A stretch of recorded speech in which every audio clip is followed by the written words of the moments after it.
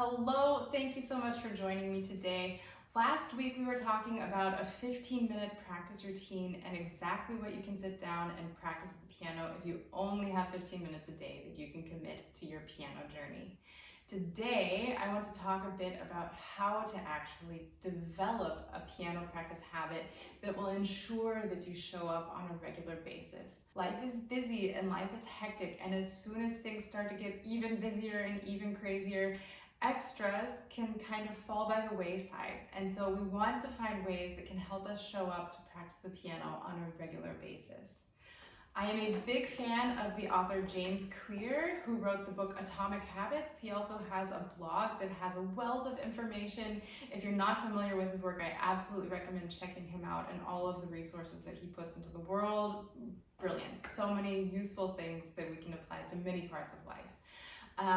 In his book Atomic Habits, he talks about 4 steps that are essential for developing a habit. And these are: we need a cue, we need a craving, we have our response, and then there's a reward. And if we have all 4 of these elements, then we're really going to start developing quality habits that will actually stick to long term. If any of these 4 elements are missing, it becomes tricky to make sure that we actually stick to a habit. So what do these things mean? First, we have our cue. This is the trigger. This is something that makes you realize, yeah, I want to practice piano. Because, like I said before, life gets busy. Sometimes a week goes by and you think, oh no, my lesson's tomorrow and I haven't practiced. And now I have to sit down and play for 3 hours straight. Super counterproductive. Don't do that to yourself, because it puts you into this cycle of forgetting, guilt tripping yourself, and then it just becomes a burden, and that's not what we want. We want to enjoy our music making, because at the end of the day, sitting down to practice is for you. It's your time, it's your special moment. And yes, you want to make progress, and yes, you want to learn things, but you're not doing it for your teacher. You're not doing it to prove things to your teacher. You're doing this for yourself. So don't lose sight of that, and don't fall into that crazy trap, because it happens very quickly. So we need a cue, we need a trigger, we need something that reminds us, yeah, I want to play the piano. And one way that you can do this is really basic. You can just set an alarm that is at a certain time of day when you know you have the time to practice, or you know you can make the time to practice, is maybe the better phrase.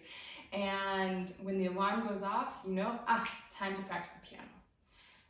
That's one option. Another option is what's called habit stacking, that you can take a habit that you already have established, that you stick to, that you do really reliably, and as soon as that habit is completed, you immediately start to practice the piano.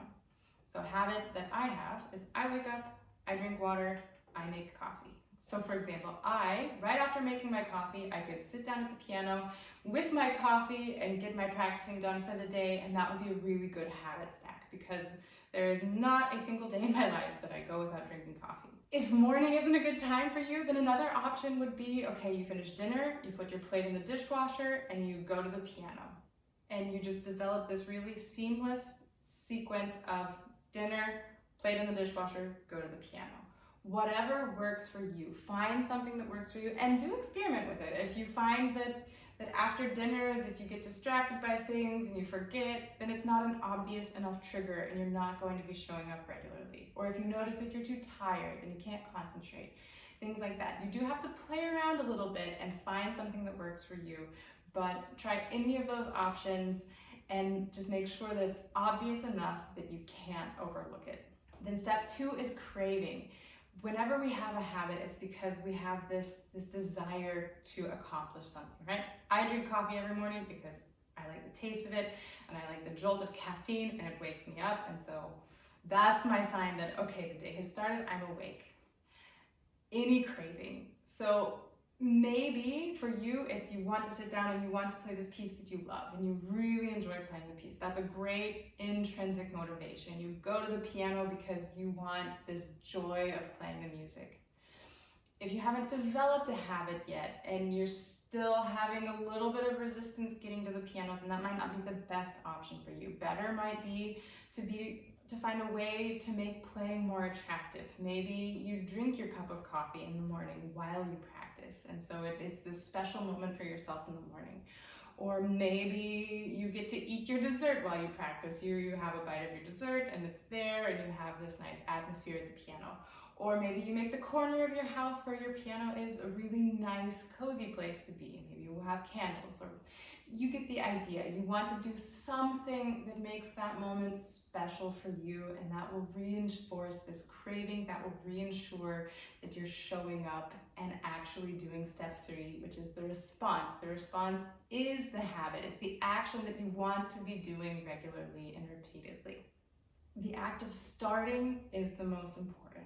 If you start, you're going to keep going. Whether it's 5 minutes or 10 minutes or 15 minutes or 30 minutes, if you start, you've already reinforced the habit, you're already doing the thing, and as long as you can get yourself to start, you've almost made it.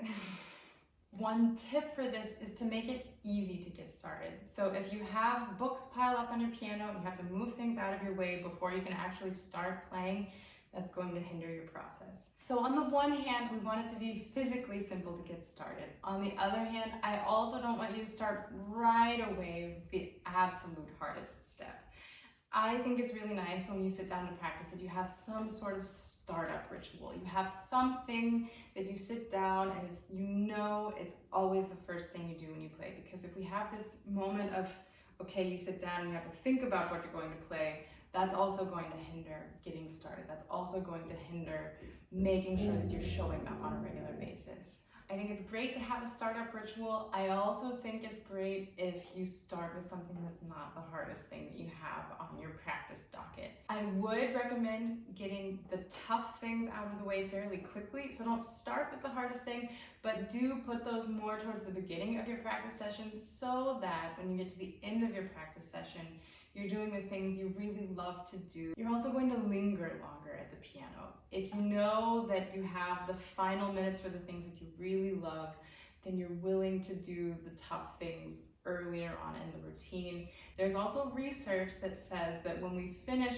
with something that didn't seem as challenging, when our final impression is something that we really enjoy, then we're more likely to repeat what we've done before. We're more willing to show up, and we're more likely to view what we've done positively. So yeah, there are things at the piano that we need to practice that aren't always a lot of fun, right? It takes a lot of brain power, it takes a lot of effort, it's not always the most enjoyable, but they're things that we need to work through. And if we don't finish with that impression, then we're so much more likely to have a positive image of what it is to practice and to walk away enjoying what we've just done. And that's actually the 4th point. The 4th thing in the cycle is a reward. You want to walk away thinking, oh, that was so nice. You drink your cup of coffee in the morning and you think, oh, how good is coffee? Right? And so, again, I think it's great if you have an intrinsic motivator. So if you finish with your favorite pieces and your favorite things to do at the piano, be that a piece or an improvisation or whatever you love doing at the piano, make sure that you finish up with that so that you're walking away with a really satisfying experience. However, sometimes there are hard days when we practice too. And if you have some sort of external motivator, like you finish practicing and that's when you eat your dessert. You have your dinner, you put your plate away, you go practice, and that's when you get to your dessert. That's also a reward. That's also going to ensure that you're sticking to this habit and showing up on a regular basis. I am so interested to know if you have anything like this that you do that ensures that you're showing up regularly. What does your piano practice habit look like? What time of day do you like to practice? How long do you practice? Let me know in the comments below, and I look forward to hearing from you. Until next time, happy practicing.